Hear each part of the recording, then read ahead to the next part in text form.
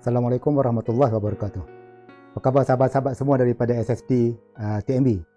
Saya doakan ada semua berada dalam keadaan sihat sejahtera, sihat walafiat, masih bertenaga untuk menjalankan tugas yang telah diamanahkan kepada kita semua.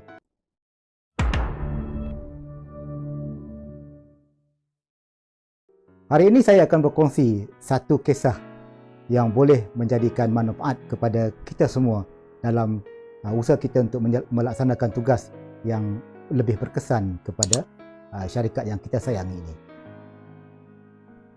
Sahabat, tentu selama ini sahabat pernah melihat istana yang gagah, yang megah, yang cantik, yang berada di puncak bukit.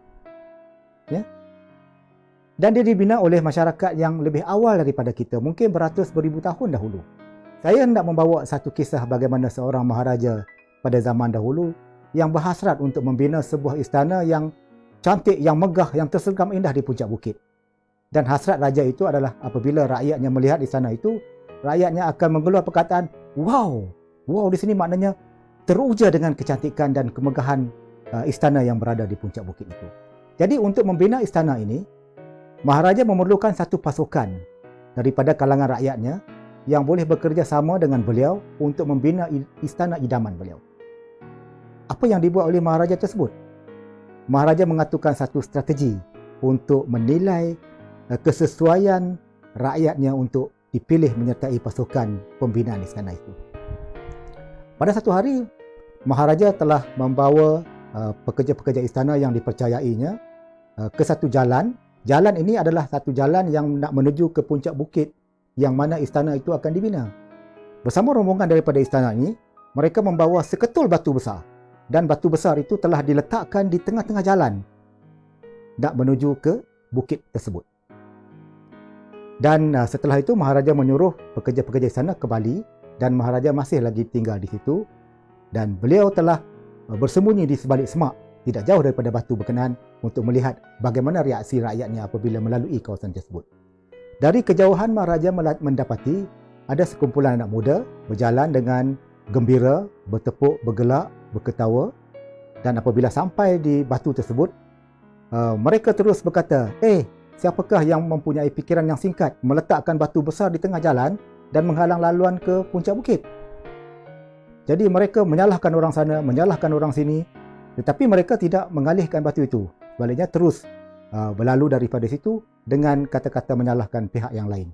Maharaja keluar daripada tempat persembunyiannya dan menyatakan bahawa ini bukanlah satu pasukan yang aku kehendaki kerana mereka bukan penyelesai masalah, tetapi asyik menyalahkan pihak sana, menyalahkan pihak sini yang meletakkan batu di tengah jalan tersebut.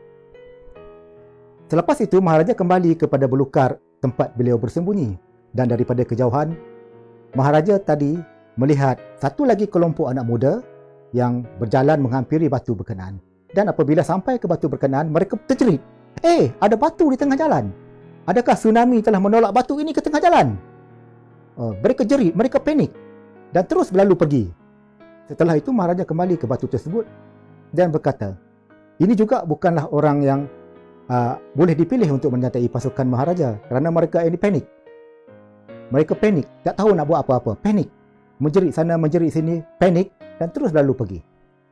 Kemudian maharaja kembali ke tempat persembunyiannya untuk melihat apa lagi reaksi rakyatnya terhadap seketul batu yang diletakkan di tengah jalan itu. Tidak lama kemudian, datang lagi sekumpulan anak muda dan apabila sekumpulan anak muda itu sampai ke batu tersebut, mereka berkata, ada batu di tengah jalan lah. Siapakah yang meletakkan batu ini di tengah jalan? Mungkin ada orang yang tidak puas hati katanya, yang meletakkan batu ini di tengah jalan. Tak apalah, kita teruskanlah perjalanan. Nanti adalah orang lain yang akan mengalihkan batu tersebut. Setelah kumpulan ini berlalu pergi, maharaja keluar daripada persembunyiannya dan mengatakan bahawa mereka nampak masalah itu, tetapi mereka bukan penyelesai masalah. Mereka hanya memberi satu komen dan terus berlalu pergi tanpa menyelesaikan masalah tersebut. Kemudian maharaja kembali ke tempat persembunyiannya. Tidak lama kemudian datang lagi sekumpulan anak muda.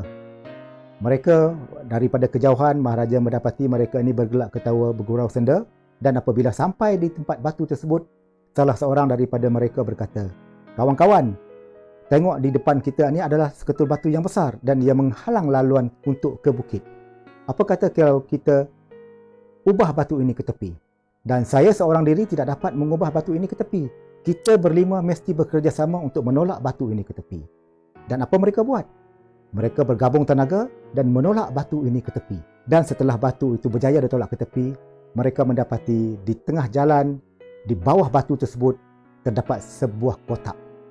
Dan mereka membuka kotak tersebut.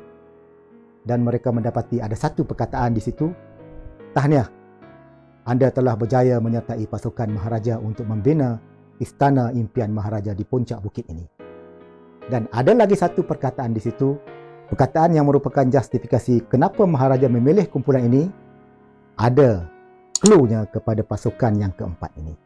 Saya tidak akan menyebut perkataan yang ditulis oleh Maharaja yang menjadi justifikasi kepada Maharaja untuk memilih kumpulan keempat ini. Saya yakin sahabat semua mengetahui perkataan tersebut. Kerana kita di TMB, perkataan ini merupakan salah satu perkataan keramat yang menjadi pedoman kepada kita semua. Sahabat semua, kalau kita tidak berjaya sebagai satu pasukan, maka salah satu cirinya ada dalam kotak yang ditulis oleh Maharaja tadi. Dan pasukan keempat tadi telah melihat apakah perkataan tersebut. Saya tidak akan menyebutnya di sini. Saya nak sahabat semua fikirkan. Fikirkan apakah perkataan itu. Assalamualaikum warahmatullahi wabarakatuh.